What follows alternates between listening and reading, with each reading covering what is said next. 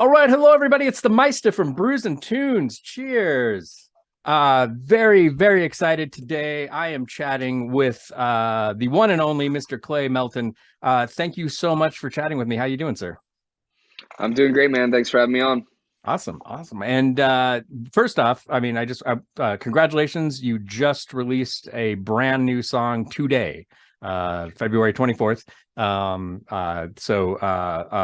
on a Wire, killer song. You can stream it right now on Spotify and I think on iTunes as well. So anybody watching, if you look in the description below the video, there's links to Clay's page, and you can check out his killer music and check out this new song, which is pretty badass. So yeah, congratulations on the release of the new song. Thanks a lot, man. Appreciate it. So for people that aren't familiar with you, you're a blues rock musician, guitar player, singer, songwriter. Your band is the Clay Melton Band. I when I first heard it, I loved it. I mean, it really floored me. I hate doing the comparison thing, but I mean, it really harkens back to the heavy rock blues that I grew up listening to in the 80s. And especially, and you're from Texas, and especially that Texas sound, like, Stevie Ray Vaughan and ZZ Top and stuff like that. So but it's fresh and it's new, and it's just killer stuff, and your guitar tone is, man, that's some good shit right there, brother. I appreciate it, man. So I was really curious and that wasn't a question, obviously. My question with that is, how did you get into the blues? Like, you're obviously a young guy, in your 20s. I was curious, how you kind of got into the blues, and what was the kind of the catalyst for you in terms of being a blues musician. Well, at first, I fell in love with the idea of guitar hearing All Along the Watchtower, riding my dad's truck when I was like 10, Nice. and or Hendrix's version of All Along the Watchtower, and the solo especially specifically just blew my mind, and so I got really heavy into his music, and got into some of his influences of songs that he would cover by artists before him, or some interviews where I was able to see him or read him talking about people that influenced him. And I kind of did the same when I got him to Stevie Ray, like most musicians do here in Texas at one point or another, and guitar players in general. And there's a lot more interviews and I think videos available of him talking about his influences as well. So I think I got a lot of directions to be pointed in from hearing them talk about influences, and that sent me, through everything I could find as far as blues goes, back all the way to Robert Johnson and Son House, and then, all the Kings and just, all the greats. And Houston specifically has a really rich blues history and culture, and the Blues Society here is a place where I started playing out live when I first started. Oh, cool. And they have had a lot of, older players that were mentoring and welcoming on stage, and taught me a lot of great lessons, that really like fostered my love of the live aspect of playing music, Nice. which is a kind of a different love as opposed to where you just fall in love with the instrument sometimes first.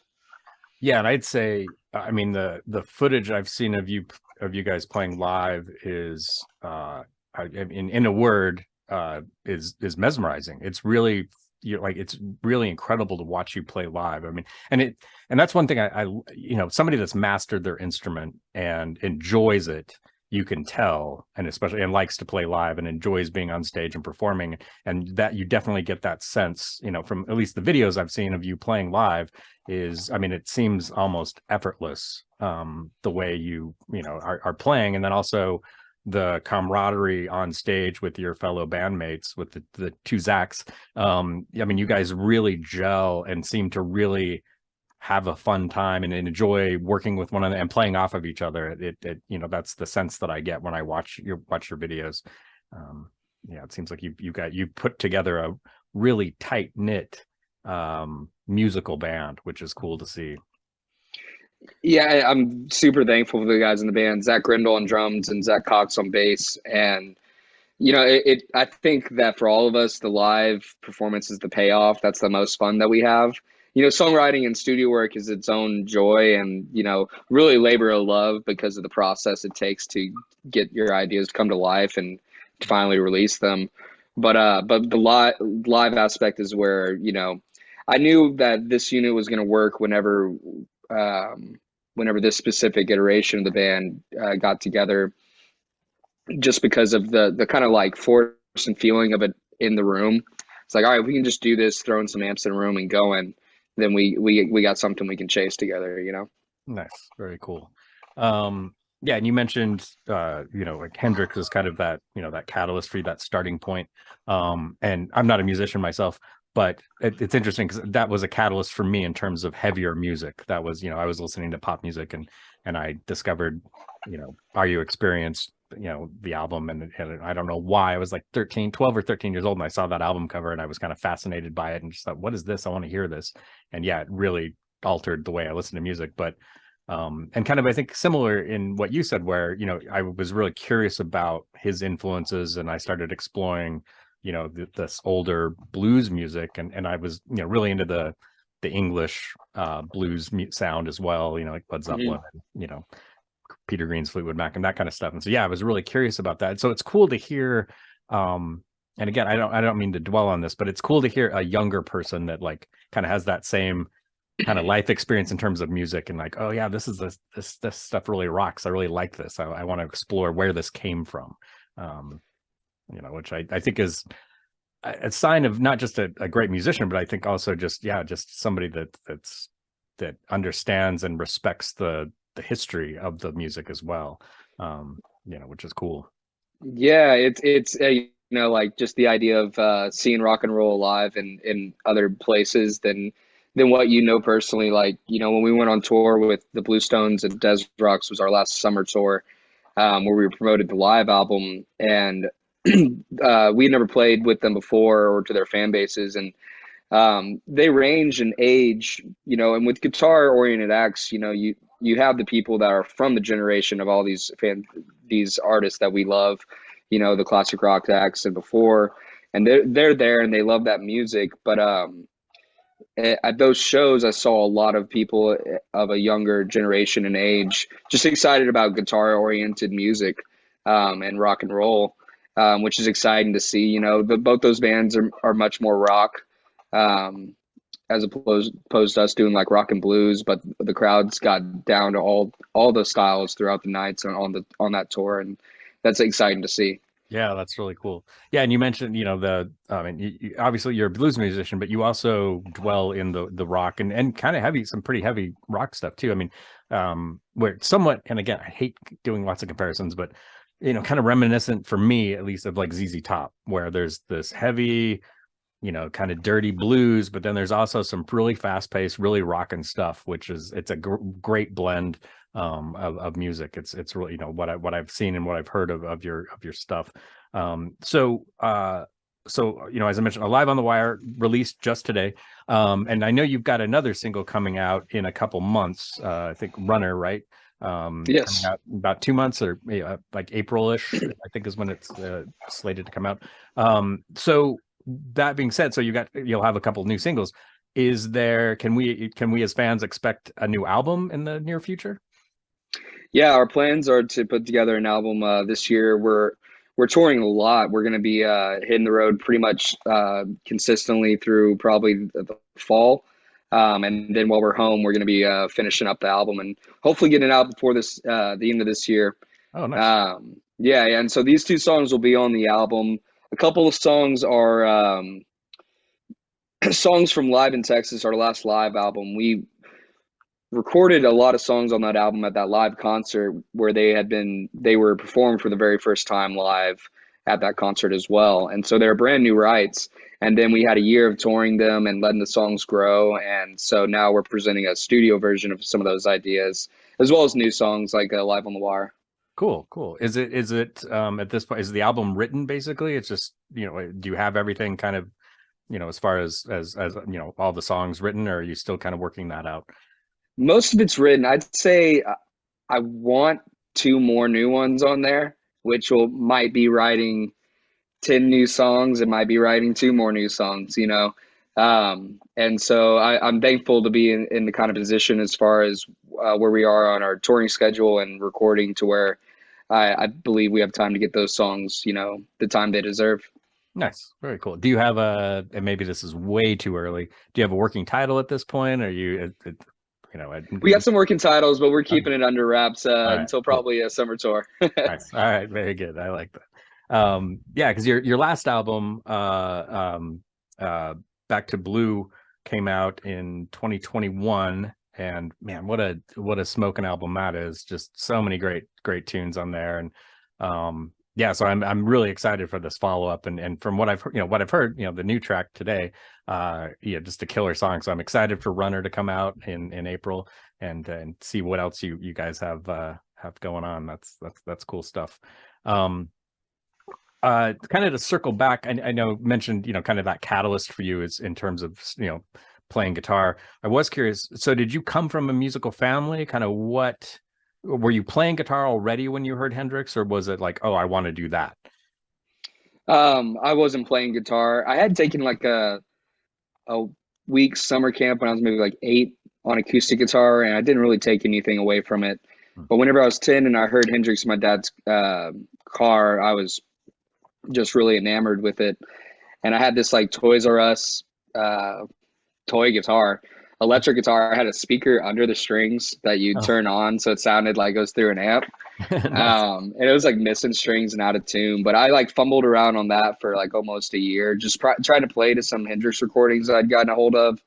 And when I was 11, I got like a Strat copy called a Stag, Oh yeah, and went to town on that. very cool. Very cool. Did are your parents musicians? Do you have family members that are musicians as well?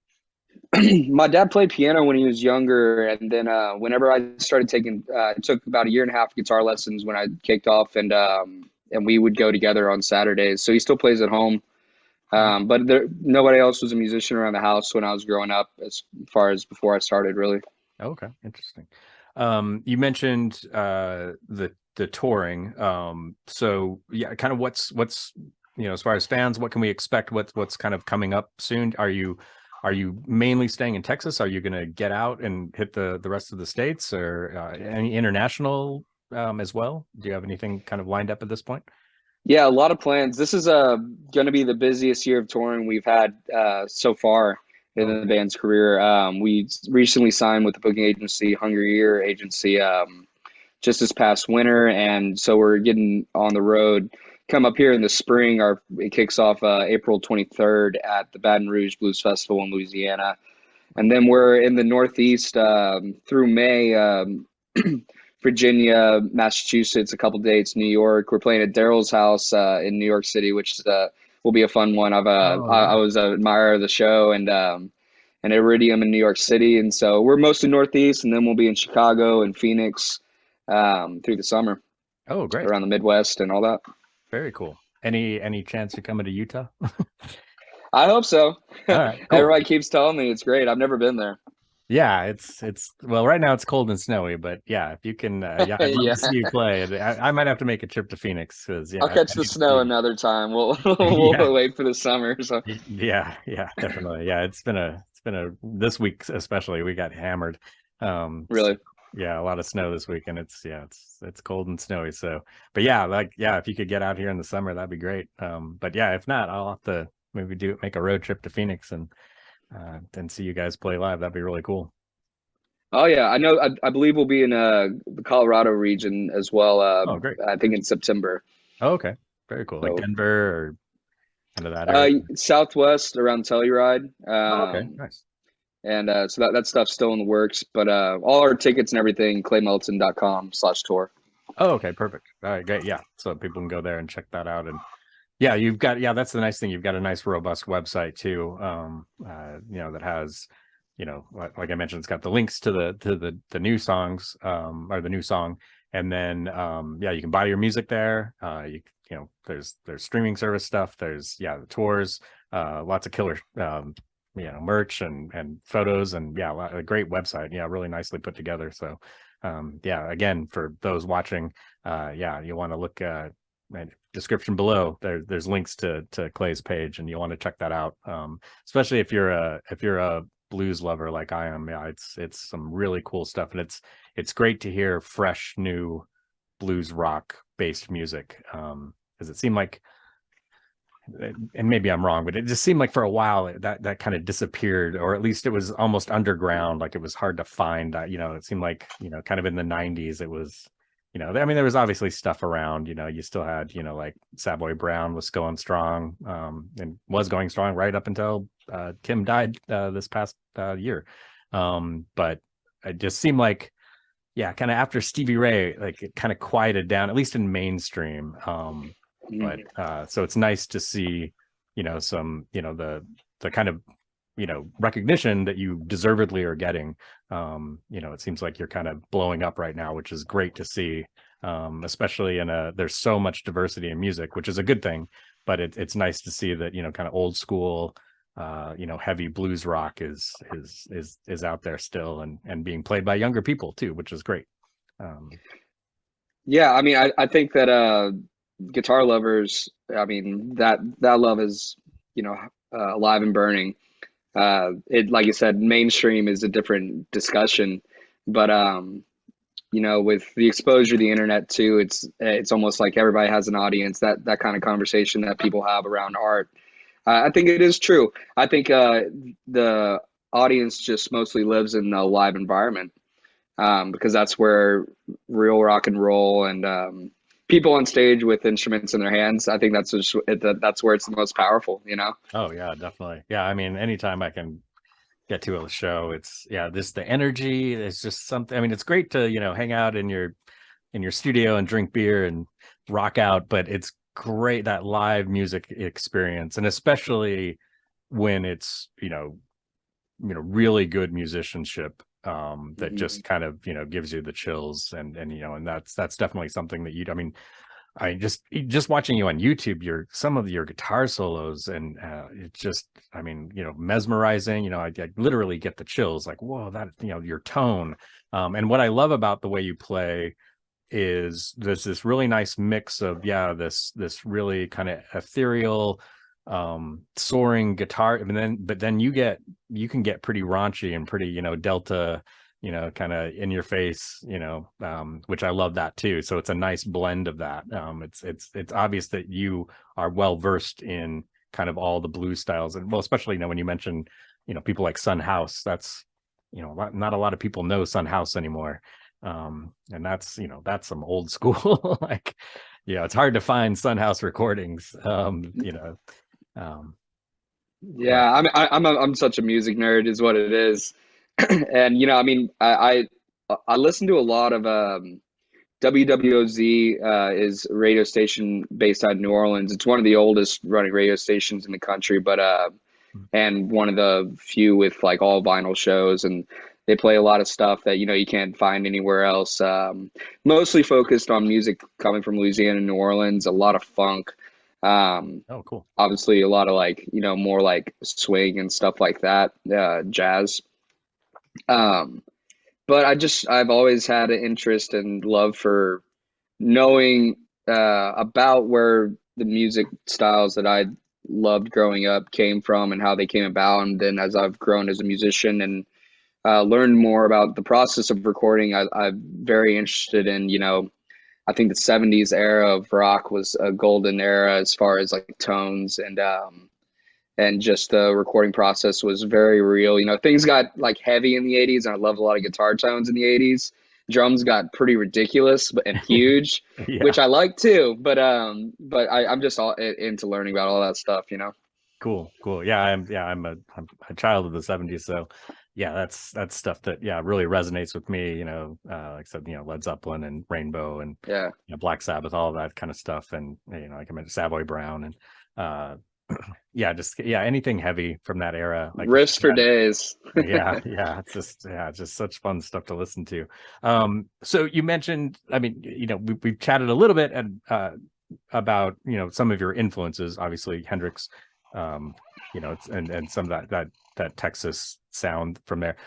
Are there specific guitar players or just songwriters in general? I was, because you're a songwriter as well. So I was curious about, kind of who are your big influences in terms of songwriting and guitar work, apart from Hendrix. Whenever I was growing up, before I got into Hendrix, my dad gave me his cassette collection in like a suitcase. And so I grew up listening to that like on a boombox, and it had a lot of classic rock, a lot of Texas country in it. And so that was like just kind of ingrained in me very early on. Um, and then, once I started to form kind of an identity after I learned some guitar and started to try and write, and through those years, I mean, I've listened to, music from every decade, but I think, the mixture of Hendrix, Stevie, Zeppelin, and what I loved about those genres, um, were represented in a contemporary style and some of John Mayer's music and songwriting. I think he has a very tasteful way about incorporating some of those themes that I like from classic genres into a well arranged pop song. Yeah. But I tend to like something with a little bit more edge, and so there's a couple jam bands that I've always felt fun to listen to because I like very instrumental music. But I think when it comes to what we're doing right now, it's really just like you kind of nailed it on the head earlier. ZZ Top, kind of Texas rock blues, you know, Yeah. rock kind of forward, and kind of putting an edge on some of those classic styles that we like to cater to almost.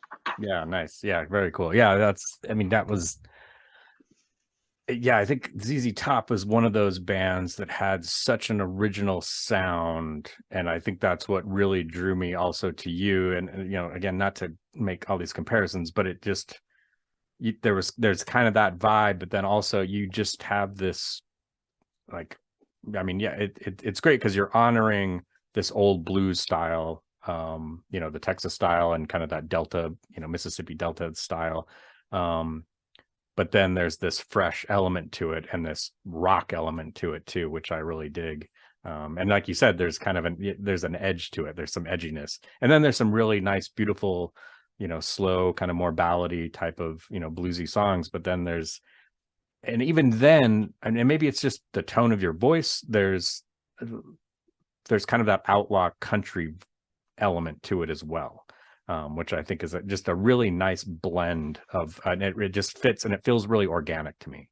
It feels like it doesn't feel forced. It doesn't feel like you're putting on airs. It's like, this is, and I don't mean to put any words in your mouth at all, but it just feels like you're very honest in the way that you play. It really comes from an honest place rather than trying to be somebody else, which I think I appreciate that. I mean, that I think that's the best case scenario for what we can hope for somebody, us living across the country, never having met. And, I that's something that we've been focusing on in our recordings in the recent years is I just really wanted the recordings to represent what we're doing live, like what's happening in a room, and organic is a word that's thrown around a lot, Cool.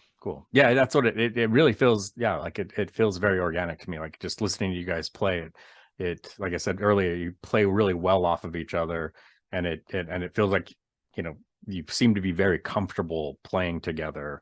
And yeah, it just really meshes well. Like I said, I've been around for a while. I've seen some pretty cool bands, and I've seen some, blues rock bands that are good, but it's like I said, sometimes it feels forced almost. And the covers I've heard you do, it feels like you're honoring those musicians, but putting a little fresh spin on it, which I think is pretty cool, rather than like, oh, we have to play this song because we're a blues band from Texas, so we have to play this song. But it doesn't ever feel like that. It feels like, hey, here's this song I'm passionate about that influenced me, and I'm going to honor it, but do it in the Clay Melton style, which I think is cool. And again, yeah, for those watching, yeah, go check out the YouTube channel, because you guys do a cover of ZZ Top, my Jesus just left Chicago. yeah, thank you. God, I just blanked. I'm like, It's all I right. know it's about Jesus and there's Chicago in there. Now I forgot the name of it. I should know this. I own it. Someone Yeah. said Jesus is just all right the other day, so you're doing good. Yeah. Jesus just left Chicago. Yeah, which is such a oh man, you guys nailed that song. It sounds so good. It's so rich and yeah, just such a joy to listen to. I think I think that's the big takeaway for me is that your music is a joy to listen to. And I think that's what is great, you know, because blues is, you know, sad music Heavy, essentially. yeah. But I think what the for me when it's a really good blues band, it just brings me joy to hear it, you know. And that's what I get from your music. You know, it's like listening to Howlin' Wolf. It's just, you know, there's Mhm. something about it that just I just have a grin on my face the entire time it's on. So That's awesome. even though it's about, you know, my woman leaving me and you know, Yeah, right. yeah, all that and down in the dumps. But Well, that's yeah, what music is for too, you know? I mean, there's so many great songs that feel happy, but if you read the lyrics, you know, are pretty tragic. yeah, And that's life. It's the contrast of being in a great place but having something heavy on your mind or something. And that's what's cool about live shows is you have people from all walks of life going through who knows what, but they're all there kind of in the same conversation, like enjoying the same moment together, you know? yeah, cool. Yeah, that's well said. That's great. Um, so as you know, my page is Brews and Tunes. So I pair beer with music, mostly heavier stuff. So it's a Friday night, and you just released a new song, so you got to celebrate a little bit. That's right. So I'm going to put you on the spot. You know, as I mentioned, I do pairings. I pair craft beer with albums. So it's a Friday night. Clay, you're drinking a beer, you're spinning some tunes. What beer are you drinking, and what album do you have spinning? Ooh, okay. Well, I'll tell you right now, I'm drinking a St. Arnold's H-Town Brown Oh, cool. is what they call it. Houston-based brewery. It's pretty good. It's like 5.4 percent, but it's kind of light drinking. But Nice. what I'm listening to is, man, I got my whole stack of records over there. Probably a Hendrix record. Stevie Wonder's Inversions. Ooh, And I'm most of the time probably drinking a Lone Star or a Yingling. yeah. I'm a cheap date. That's cool. That works. That's awesome. Yeah, that's great album, man. Yeah, that's a Yeah. I very just got a copy a couple of months ago. nice, very cool stuff. Well, Clay, it was an absolute pleasure chatting with you, really, and an honor. And congratulations again on the release of the new single. Again, for those watching, check out below the links. You definitely want to check out the live footage on YouTube. There's some really cool stuff. And then you know, pick up a copy of Back to Blue, the last album. Then, you know, hopefully we'll see a new album in the not too distant future. And then yeah, and hopefully Clay's coming to a city near you, and you'll definitely want to get some tickets and check out a show. So thank you, sir. Hey, thanks a lot, man. Cheers. Cheers.